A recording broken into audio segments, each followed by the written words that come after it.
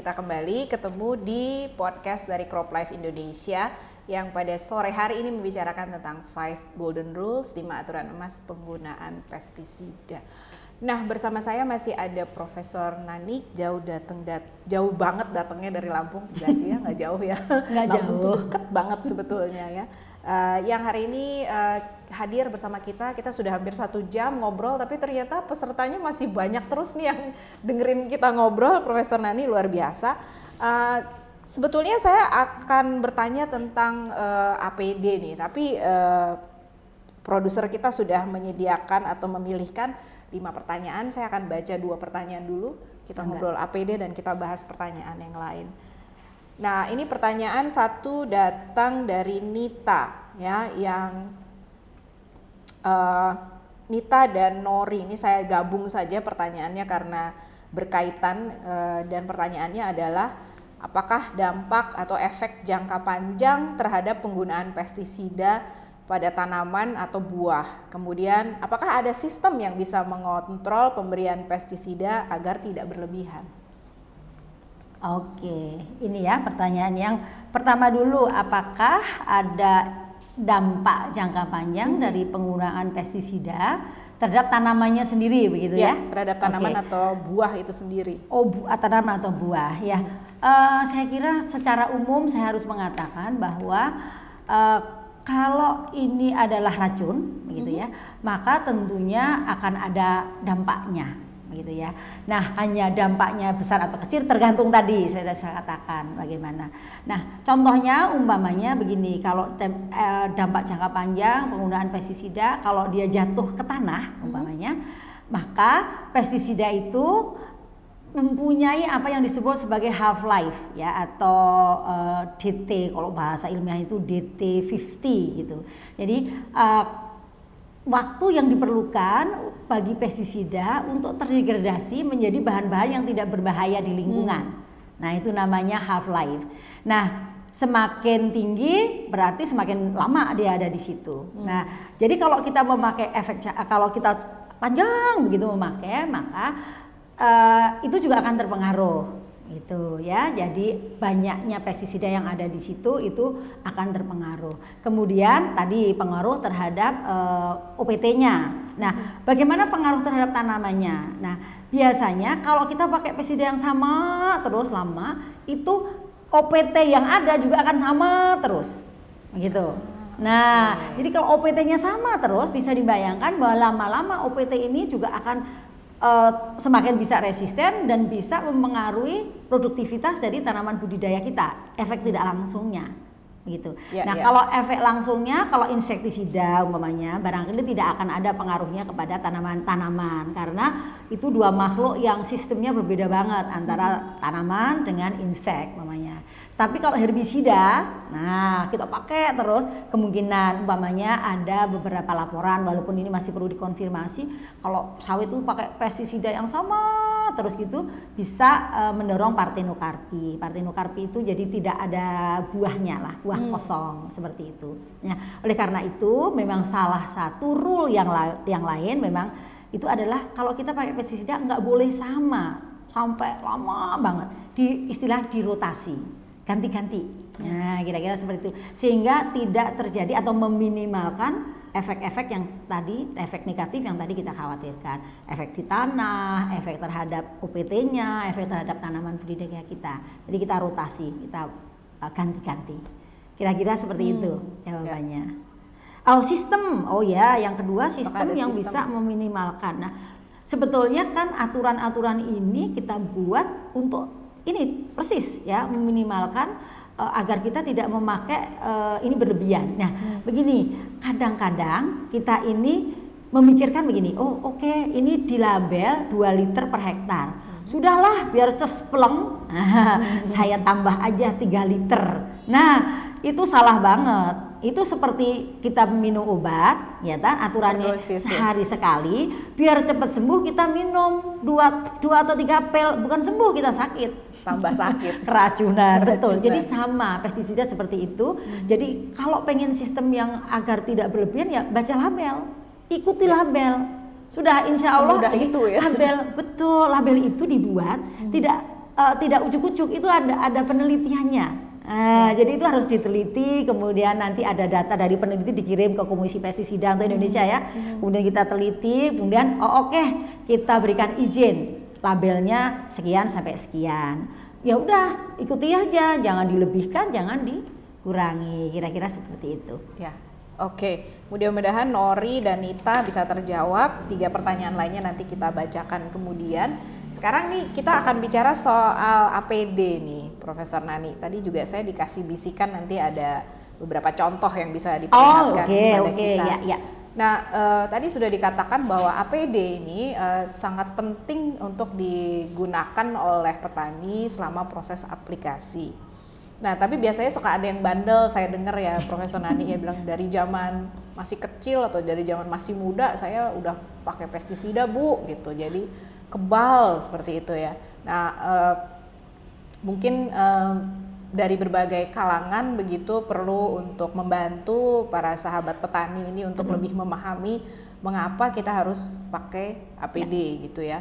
Tapi ada juga misalnya sekarang mungkin ketika tidak bisa ditemukan produk tersebut di pasar setempat begitu, apakah ada bahan-bahan lain yang barangkali atau benda-benda lain yang kita bisa recycle begitu atau kita bisa manfaatkan sebagai alternatif APD? Oke. Ya, terima kasih pertanyaannya, betul sekali, APD ini penting sekali.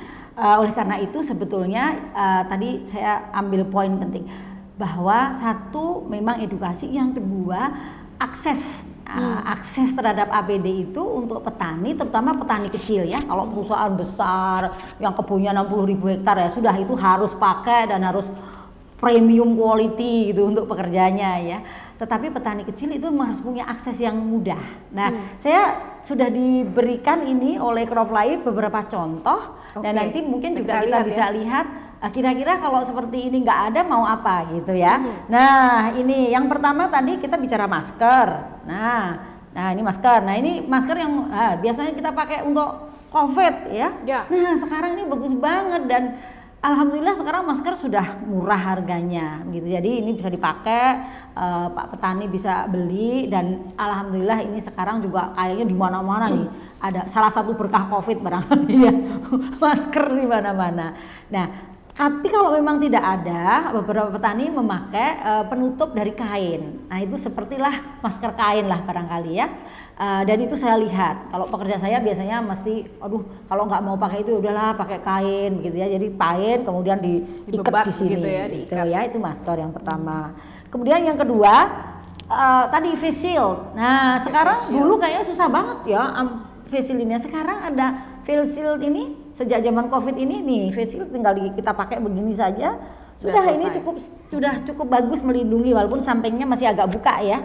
Nah, tetapi ini sudah jauh lebih lumayan begitu untuk dipakai dan harganya juga cukup murah. Nah, ini CropLife juga kayaknya memproduksi barangkali seperti ini face shield bisa dipakai, masker bisa dipakai. Kemudian sarung tangan. Nah, ini sarung tangannya cukup canggih. Bagus sarung tangannya. Yang seperti ini yang paling bagus. Kenapa? Karena kalau ada tetesan, ini ada yang supaya kita nggak ingin bocor tapi ternyata bocor, ini langsung melindungi nih dan ini panjang. Jadi tinggal pakai tangan panjang seperti saya begini, bajunya dimasukkan, kemudian seperti ini sudah. Dan ini nyaman, cukup nyaman, harganya juga tidak terlalu mahal. Nah, ada juga petani kalau pemain tidak ada pakai sarung tangan rumah yang dari plastik biasa ya. Memang pasti perlindungannya tidak sebagus ini, tetapi itu ya lumayan begitu daripada. Tapi kalau sarung tangan rumah harus dibuang, ya. Habis dipakai itu nggak bisa dipakai lagi. Ujungnya perlu dan dia gitu? Pendek, jadi ya, harus pendek. memakai tangan panjang ya, bajunya yang panjang karena kalau yang sarung tangan rumah kan tipis dan pendek. Satu tangannya harus panjang, biasanya diikat pakai karet rafia begitu kalau petani. Kemudian setelah selesai itu memang harus dibuang dan itu harganya murah. Kalau ini tentu saja ini bisa dicuci. Ini bisa dicuci. Yang plastik tipis itu apakah lebih baik pakai double begitu? Apa itu? Tipis sekali. Ini sarung tangannya. Kalau yang rumahan kan tipis tuh, Bu Neni. Iya. Tipis, nah mungkin pakai double begitu atau satu saja cukup? Bisa, Takutnya saya kira koyak bisa cepet itu nggak dilakukan pakai double ya. Iya. Sebenarnya kan itu pelindung, terutama kalau bocor ya. Tapi kalau kita menyemprot dengan benar dan supaya kita bagus, sebetulnya itu hanya melindungi dari thrift tadi ya. Iya. Percikan herbisida saja ya, jadi nggak sampai masuk. Memang kalau ini ya perlindungannya pasti lebih bagus. Nah, satu lagi tadi yang baju tadi ini, nah ini udah ada merek Profline semua ya ini ya. Nah ini keren banget ini. Saya bilang tadi ini bisa untuk kalau hujan, jas hujan. Ya, tapi ini tidak sampai seperti astronot. Seperti yang dipakai dokter yang menangani COVID ya, karena memang agak beda nih kalau virus gitu ya. Tetapi ini sudah sangat membantu petani karena ini panjang, jadi sampai di bawah, kemudian tangannya juga nggak sumuk karena nggak ada tangan. Ini sudah melindungi dada, terutama melindungi dada dan punggung. Karena kalau pengalaman saya yang banyak kena itu petani itu di punggung ya. Jadi dada, punggung sudah terlindungi, kaki sebagian, kemudian kalau dia memakai sepatu ya sudah cukup memadai untuk perlindungan APD. Untuk melindungi. Ya. Kira-kira gitu Pak. Kira-kira seperti itu ya. Jadi kalau misalnya pun sedang tidak tersedia, bisa juga kita menggunakan tadi tips-tips yang sudah diberikan oleh Profesor Nani. Bisa pakai sarung tangan rumah jika tidak ada, namun harus dibuang sesudah penggunaan dan lain sebagainya. Nah, saya rasa tadi ini sebuah bahasan yang cukup menarik mengenai APD ini, dan karena kita bicaranya setelah pandemi nih, orang resistensinya mungkin tidak terlalu kencang begitu ya untuk pakai APD, karena secara nyata tiba-tiba terlihat bahwa APD itu memang efektif di dalam melindungi kita begitu ya. Nah, dari tadi kita sudah berbicara tentang 5 aturan emas yang sebagai kita akan coba dorong melalui berbagai cara, termasuk dengan podcast sore hari ini adalah kita akan jadikan itu sebagai kebiasaan positif dari para petani.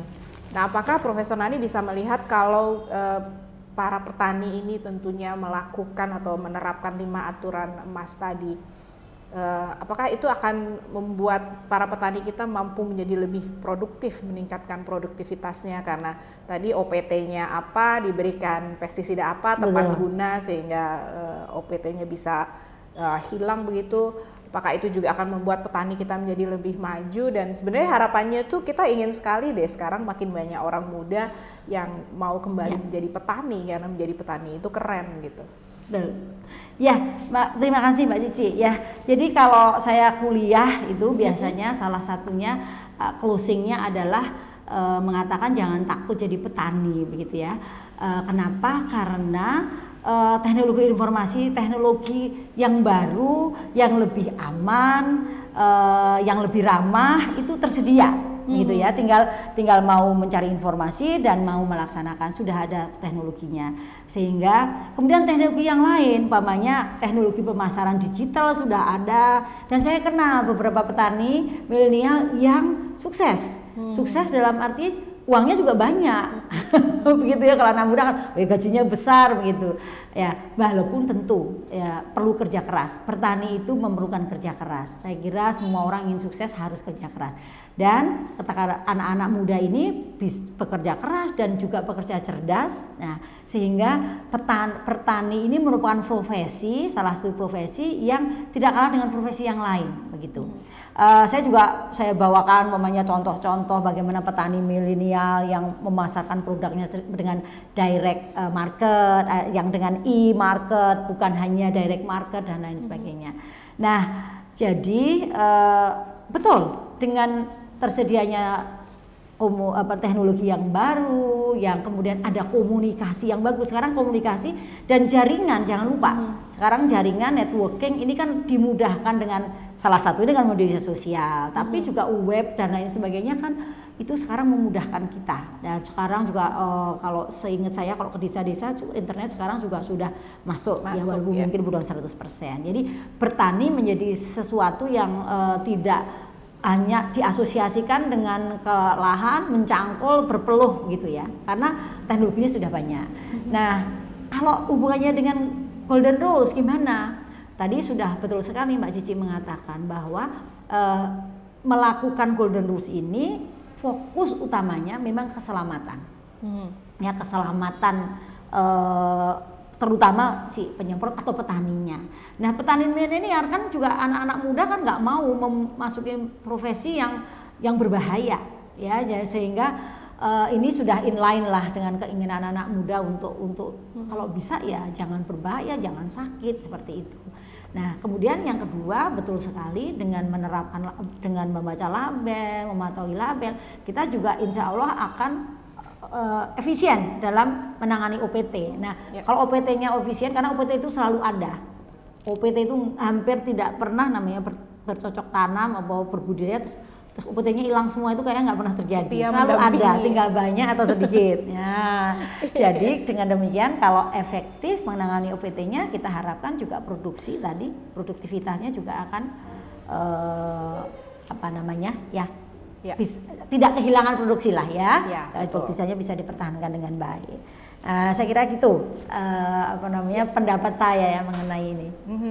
Tentunya kalau memang kita melakukan itu, maka bertani atau petani-petani muda nih akan bertambah mudah-mudahan ya, karena bertani itu keren. Ya. Baik, sebelum kita ke bagian akhir, di mana saya akan minta Profesor Nani untuk memotivasi para petani muda, ada 3 pertanyaan lagi, Prof. Ya. Dari yang pertama dari Rahman, apa ada cara lain dalam pengendalian OPT tanpa harus dengan pestisida? Mungkin itu dulu kita jawab. Terima kasih pertanyaannya. Jawabannya ya. Jadi pestisida bukan satu-satunya dan bukan yang paling penting di dalam pengendalian OPT. Ya, kalau kita mengandalkan hanya pestisida, pasti dalam jangka panjang kita akan rugi. Ya, jadi kalau biasanya saya memberikan kuliah, memang saya awali dengan cara-cara pengendalian yang lain. Dan cara pengendalian yang lain itu tidak boleh diabaikan. Ya, ada umpamanya yang namanya preventive measure, jadi pengendalian secara preventif. Umpamanya menggunakan tidak memakai bahan-bahan yang di situ banyak mengandung OPT, begitu ya, harus bersih bahannya. Kemudian karantina, nah tugas negara. Jadi semua pemangku kepentingan sebetulnya Mbak Cici, bukan hanya petani, itu wajib untuk melaksanakan itu, karena pengendalian preventif ini yang berperan petani dan juga negara, yang melindungi negara kita dari datangnya OPT ke Indonesia. Jadi kalau orang pulang dari luar negeri ditanya bawa apa, kalau Bapak Ibu pernah ke Australia, luar biasa pertanyaannya ya mengenai yang dipakai. Kenapa? Karena mereka ingin melindungi. Kita juga seperti itu harusnya. Nah, kemudian ada yang namanya pengendalian secara kultur teknis budidaya. Nah, itu umpamanya contoh yang paling penting aja saya sebut satu, menggunakan atau memilih jenis-jenis tanaman yang dia itu robust, kuat bersaing. Nah, kalau dia kuat bersaing, ada hama dikit-dikit dia nggak akan terpengaruh. Ya udah, seperti kalau kita kuat sehat, ya ada virus sedikit-sedikit ya nggak apa-apa lah, pilek-pilek sedikit besok sudah sehat lagi. Jadi kira-kira seperti itu, tanaman itu yang kuat bersaing, yang bagus kualitasnya, sehingga pengendaliannya tidak, kalau ada OPT sedikit dia akan bisa mengatasi dirinya sendiri. Dia akan bisa mengatasi. Ada pengendalian mekanis ya, ada biologis dengan menggunakan ada banyak cara berarti ya. Betul, jadi bahkan kalau dalam ilmu PHT ya, pestisida ini adalah the last resort, atau ada yang menyebut emergency exit, gitu. Jadi kalau tidak perlu diberikan ya nggak usah, begitu. Hamanya dikit, ada belalang, gulmanya sedikit, bahkan kita ada kalau belum sekian persen gulma jangan semprot, gitu. Karena ada manfaatnya dan juga melindungi. Jadi Mas yang bertanya, petani itu memang harus menggunakan semua measure itu, dan biasanya kalau petani sih sudah cukup paham ya.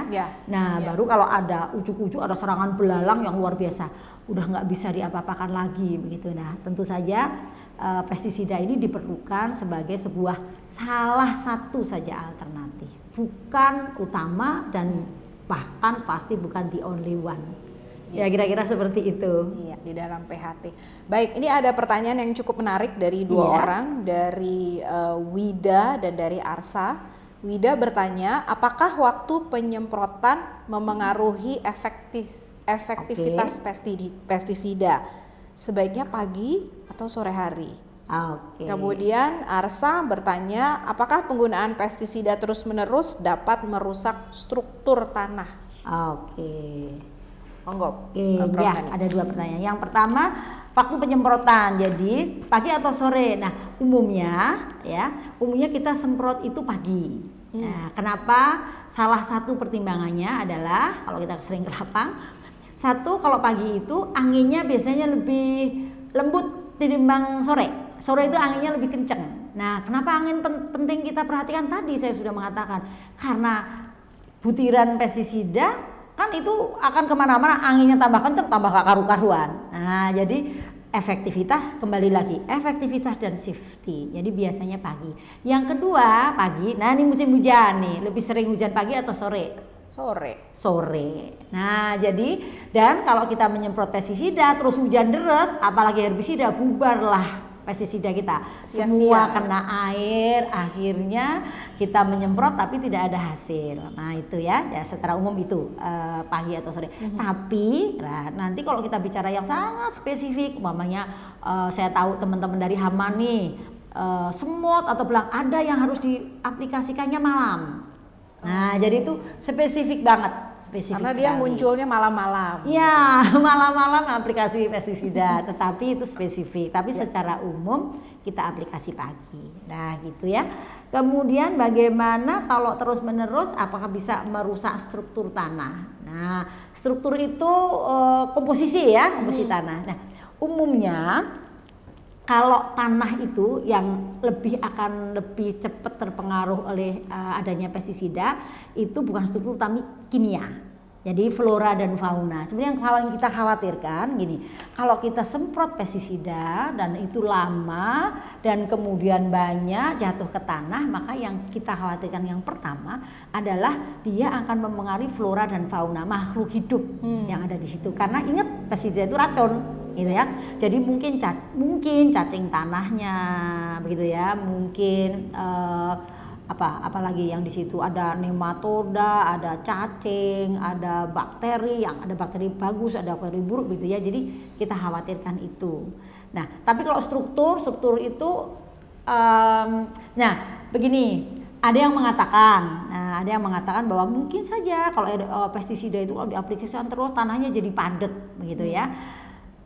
Kalau di kebun yang memakai aplikasinya traktor itu real ya gitu. Tapi kalau di kebun biasa barangkali kita lebih concern terhadap iklim mikro ya, flora dan fauna tanah. Ya, biasanya seperti itu. Nah, memang mungkin kalau cacingnya mati semua, ini berlebihan nih, ada petani yang sangat berlebihan sehingga cacing mati semua. Padahal salah satu fungsi cacing adalah mengemburkan tanah ya. Nah, mungkin kemudian itu akan mempengaruhi dalam jangka panjang. Ya. Jadi itu kira-kira seperti itu. Baik. Jadi ini 5 pertanyaan sudah tadi dijawab.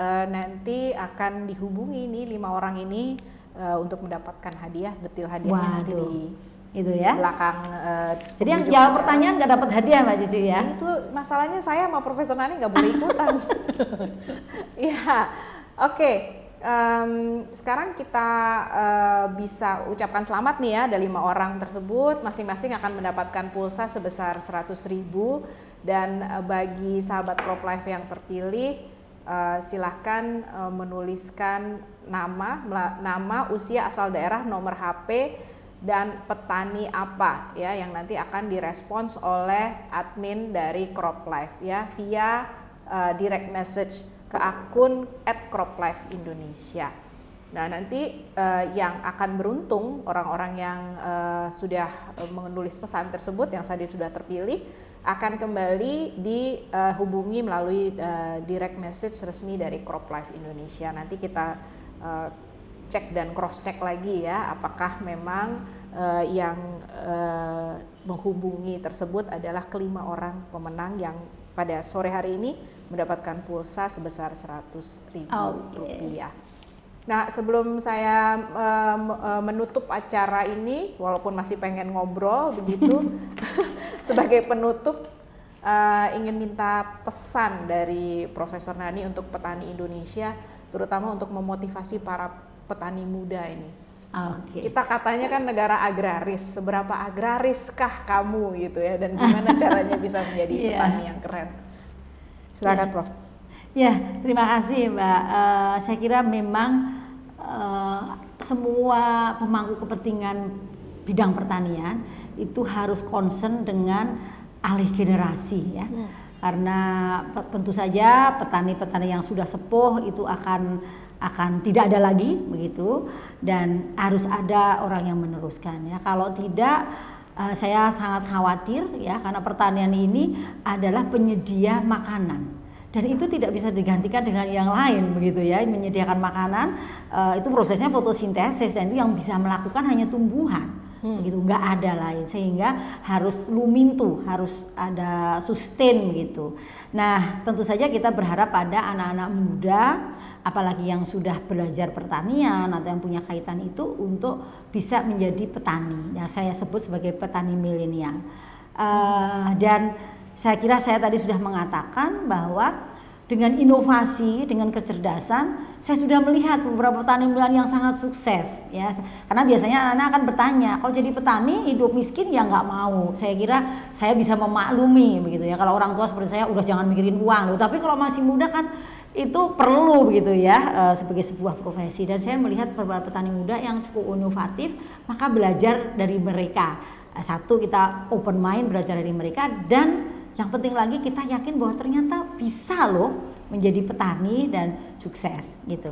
Nah, hubungannya dengan ini memang kita perlu mengedukasi ya, hubungannya dengan itu semua kita perlu mengedukasi, baik yang spesifik mengenai 5 aturan emas tadi, maupun edukasi terhadap anak-anak muda bagaimana menjalankan bisnis pertanian ini yang profitable, gitu, menguntungkan, tapi juga sustain. Nah, dan kalau bisa juga punya penghasilan yang mencukupi. Jadi itu perlu edukasi terus.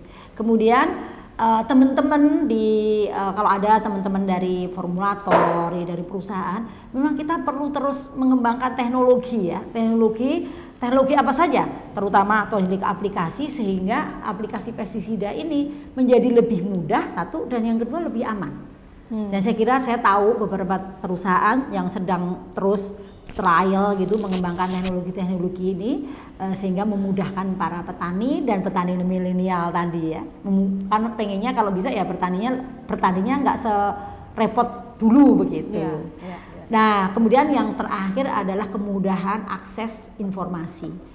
Saya kira ini tugas bersama juga ya. Jadi informasi mengenai pertanian, informasi mengenai petani yang berhasil itu lebih mudah diakses. Dan yang ketiga ini saya kira kita sangat terbantu dengan media sosial sekarang yang semakin canggih dan semakin murah begitu. Nah, itu kok menimbulkan, mungkin 10 tahun yang lalu saya nggak berani beroptimis seperti sekarang ya. Jadi dunia digital ini kayaknya memang moga-moga membawa berkah juga pada dunia pertanian. Nah, itu harapan saya. Nah, jadi nanti ada yang akan menjadi peneliti pertanian, tapi juga akan ada yang menjadi praktisi pertanian. Kira-kira itu, moga-moga bermanfaat. Sangat bermanfaat, Profesor Nani. Apa yang sudah disampaikan pada hampir, barangkali sepertinya kita sudah hampir 2 jam ngobrol. Iya, 2 jam ya. Iya, hampir 2 jam ngobrol. Dan ini satu tanda-tanda yang baik juga, karena orang yang mendengarkan kita ngobrol jumlahnya cukup banyak dan cukup bertahan begitu ya. Artinya perbincangan kita mengenai pertanian secara umum dan utamanya mengenai 5 golden rules, 5 aturan emas di dalam menggunakan pestisida, yang ada 5 tadi, bagaimana kita menggunakan APD, bagaimana utamanya membaca label. Kemudian beberapa hal lain yang tadi juga sudah disampaikan, itu semuanya cukup menarik dan bisa memberikan informasi yang berguna, yang semuanya akan berujung pada bagaimana caranya kita menggunakan pestisida dengan mengutamakan keselamatan dan efektivitas, dan bagaimana itu nanti di ujungnya tentunya akan memberikan keuntungan dan efek yang positif terhadap lahan pertanian kita gitu, jadi juga tepat sasaran, lingkungan tetap terjaga, dan utamanya lagi tadi saya sangat tertarik untuk tetap kita memberitahukan kepada petani menyimpan pestisida seperti apa, karena juga jangan sampai dia udah keluar melakukan aplikasinya dan kemudian sampai di rumah dia lupa bersih-bersih dan sebagainya, karena kita memang sedang berada di lingkungan yang tentunya harus tetap dijaga dari sisi keamanan. Dan juga semua pemangku kepentingan di sini, baik itu pemerintah, baik itu universitas, lembaga pendidikan, baik itu juga produsen dari pestisida dan tentunya petani, kemudian kedinasan, kementerian dan seterusnya, memang sudah kita lihat menggeliat dan banyak melakukan upaya-upaya ke sana di dalam memberikan edukasi kepada petani. Namun ini semua tentunya harus menjadi kerja bersama, kerja bareng. Betul, begitu sekali. Yang senangnya seperti tadi sudah disampaikan oleh Profesor Nani adalah dengan adanya digital ini, dunia digital ini, informasi menjadi semakin cepat menyebar, dan teknologi itu seharusnya memang menjadi satu tool, satu alat yang bisa membantu kita semua, terutama petani, sahabat crop life di luar sana di seluruh Indonesia akan bisa berkarya lebih jauh lagi. Dan saya sampai merinding tadi dengar Profesor Nani bilang petani itu adalah yang bekerja untuk membantu kita menyediakan makanan gitu, dan ini adalah pahlawan-pahlawan bangsa yang tidak bisa kita lupakan begitu saja gitu ya.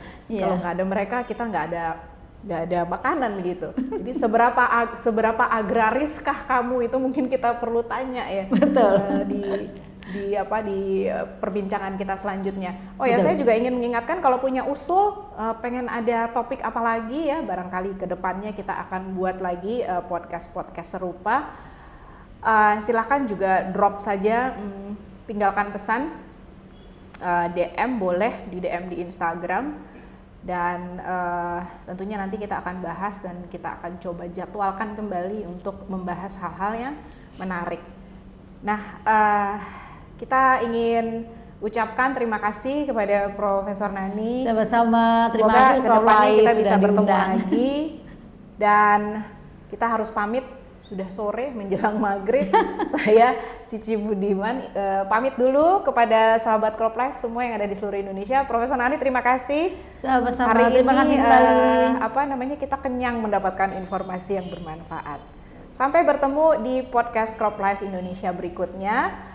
Assalamualaikum warahmatullahi wabarakatuh. Kita ucapkan juga alhamdulillah, shalom, salam kebajikan, Om Swastiastu, Namo Buddhaya, Rahayu, salam sehat, maju terus petani Indonesia, dan jadi petani itu keren.